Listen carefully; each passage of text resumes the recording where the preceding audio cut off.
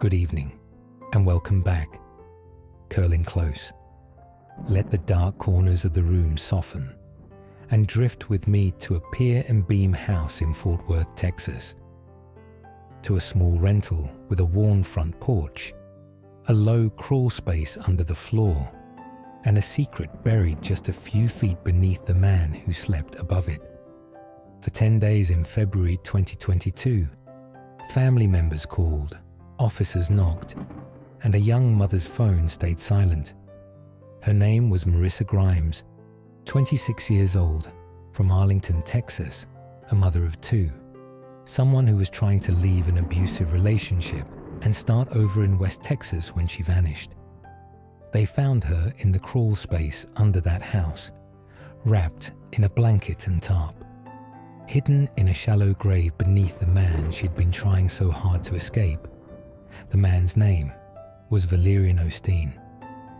Will, to those who knew him best, and a Tarrant County jury would later say, in the clearest language, the law allows, that what he did to her was torture, and that he would one day die for it. So pull yourself a bit closer to the fire, and come with me back to the weeks before that crawl space was opened. To the warning signs, the U-Haul packed with hope, and the night a goodbye visit turned into the last evening of Marissa Grimes' life.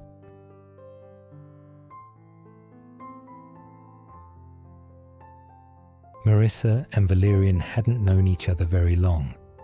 He was a young man from the Fort Worth area, mid-20s, with prior trouble on his record. She was a young mom from Arlington, trying to keep life moving for her children, while navigating a new relationship that turned dark far too quickly. At first, from the outside, he might have looked like any other North Texas 20-something. Rough edges, sure, but nothing that screamed future death row inmate. Behind closed doors, though, the familiar pattern of coercive control was already taking shape. Isolation, keeping her in his home, away from safety. Threats, including threats to kill her. Weapons, a gun used not as protection, but as leverage. Control, dictating when she could leave, if at all.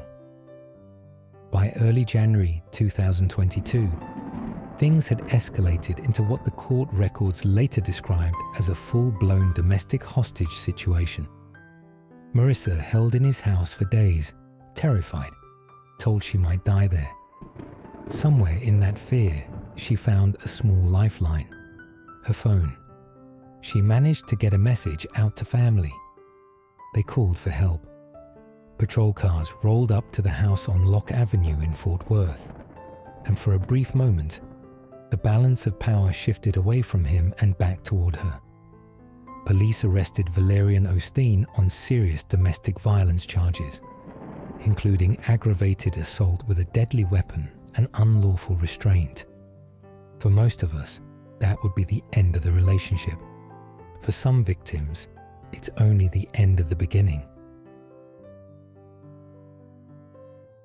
In the days immediately after his arrest, the system did what it was designed to do, at least on paper. A judge ordered that Will had to stay away from Marissa. He would wear a GPS ankle monitor. An emergency protective order would help enforce that distance. Those conditions look strong when written in black ink on white pages, but conditions are only as strong as the person they're placed on, and as strong as the resources available to enforce them.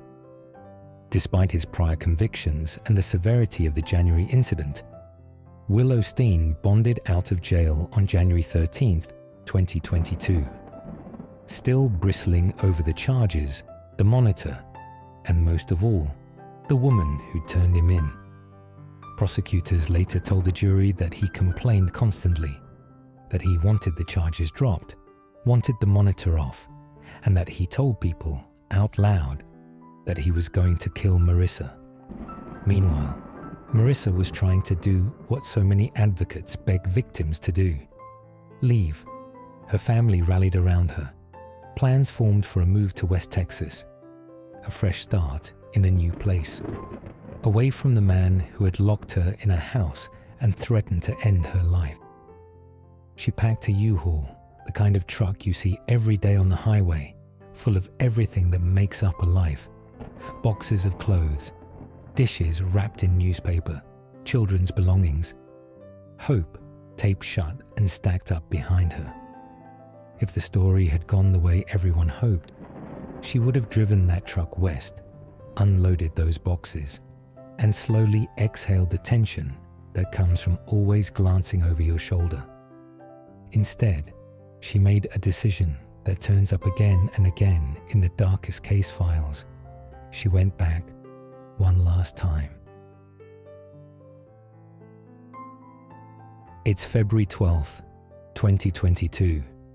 Marissa's U-Haul is loaded for the move. Her kids are part of a future she's already begun to picture somewhere down the road.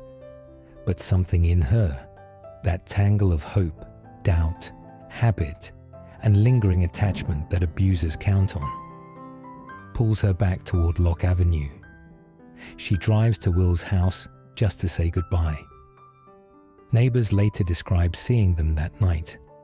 One neighbor tells investigators that they visited his place together and that he watched as Will threatened Marissa with a gun. A scene that will later be replayed in court over and over as the last time anyone saw her alive. She does not make it to West Texas. She does not call her family to say she arrived safely. She does not post a picture of a new place or a new front door. She simply disappears. Days pass. Calls go unanswered. Texts stay delivered but unread. For a woman with children, that silence is not just worrying. It's a thunderclap. Her family reports her missing. And somewhere inside the Fort Worth Police Department, a map of her last known movements begins to form. On February 21st, 2022, officers searching for Marissa find her U-Haul, abandoned about a mile from Will's house. It's a sickening sight. The truck that should have carried her into the next chapter of her life sitting still on a North Texas street, going nowhere. The next day, February 22nd, police obtain a search warrant for the Lock Avenue home. From the outside, it looks like 100 other small rentals in Fort Worth. Nothing that would make you think a missing person case ends here. Inside, they start to notice things. Signs that something violent has happened. Indicators that death is not far away. Eventually, the search moves under the house, into the crawl space beneath the pier and beam structure. It's low, cramped, the kind of place meant for pipes and wiring, not people. Down there, they find a shallow grave, a body wrapped in a blanket and tarp, hidden just below the floor, where someone has been walking, eating, sleeping, as if nothing at all were wrong. The body is that of Marissa Grimes, 26 years old, mother of 2, reported missing days before. Prosecutors would later tell the jury that he dug her a shallow grave and then lived above her for 10 days, 10 mornings making coffee, 10 nights in bed, 10 days of breathing air filtered through the dust and silence of the place where he'd left her. The medical examiner looks at Marissa's body and counts the injuries.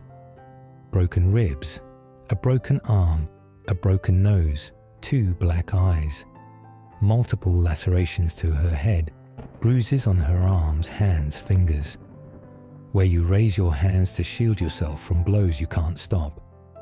Her death is ruled homicide, caused by blunt force trauma to the head. In court, the word used over and over is torture. In other words, she didn't simply die. She was beaten down over time, made to suffer, and then hidden away like something to be forgotten. Once her body's found, the path forward becomes painfully clear. Marissa had reported Will for abuse, cooperated with the January case, seen him arrested, ordered to stay away, fitted with a monitor. Then, after all of that, she turned up dead under his house. Prosecutors say out loud what the evidence has been whispering. He killed her because she involved the police. In Texas, murdering someone in retaliation for reporting you to law enforcement is one of the aggravating factors that can transform a murder case into capital murder. The kind that can end with either life without parole or a death sentence. A Tarrant County grand jury indicts Valerian Will Osteen for capital murder in connection with Marissa's killing. His January domestic violence case, the one that should have served as a warning flare, becomes part of the foundation for the new charge. Evidence that she had tried to get away, that he'd been given conditions and warnings, and that he'd ignored them. In the months and years that follow, the case moves through pre-trial motions and delays. At one point, an appellate court briefly stays the death penalty trial while it sorts through a legal issue tied to his filings. A small pause, not a permanent stop, but the tide is moving in one direction, toward a courtroom in Fort Worth, and a jury that will have to look at Marissa's autopsy photos and decide what happens to the man who buried her under his floor.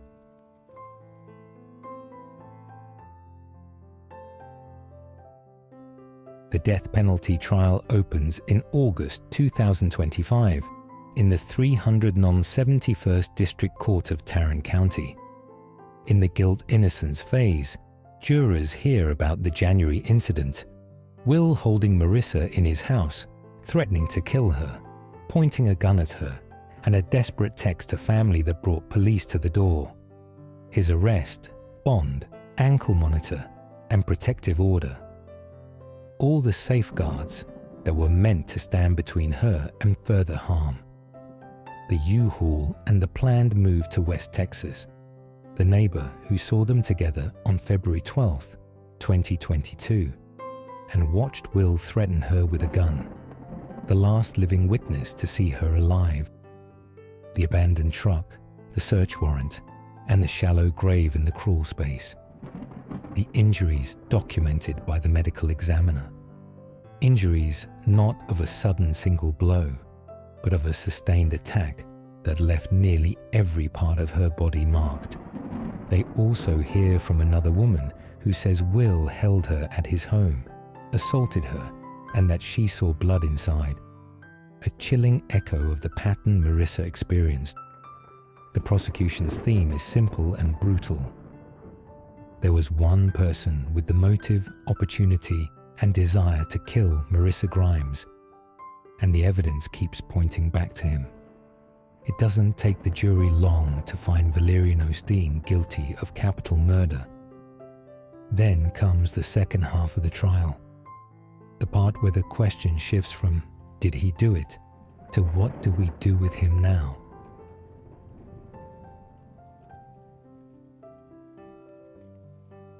In the punishment phase, jurors have to answer two huge questions. Does this man pose a continuing threat, even behind bars? Is there anything in his background that so deeply mitigates his guilt that life without parole would be enough?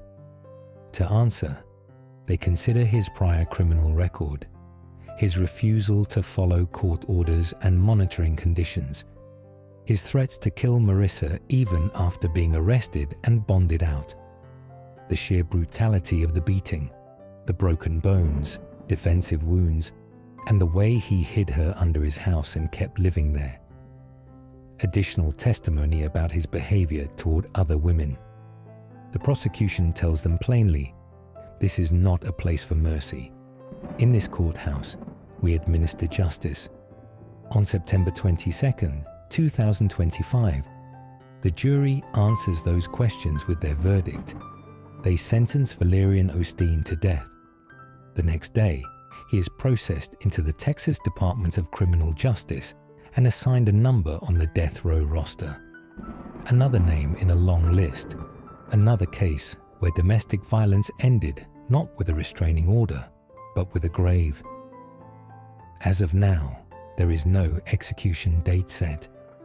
His case will wind its way through automatic appeals, state habeas review, federal courts. But the track he's on is clear. Texas has already decided how it intends to end the story he wrote under that little house on Locke Avenue.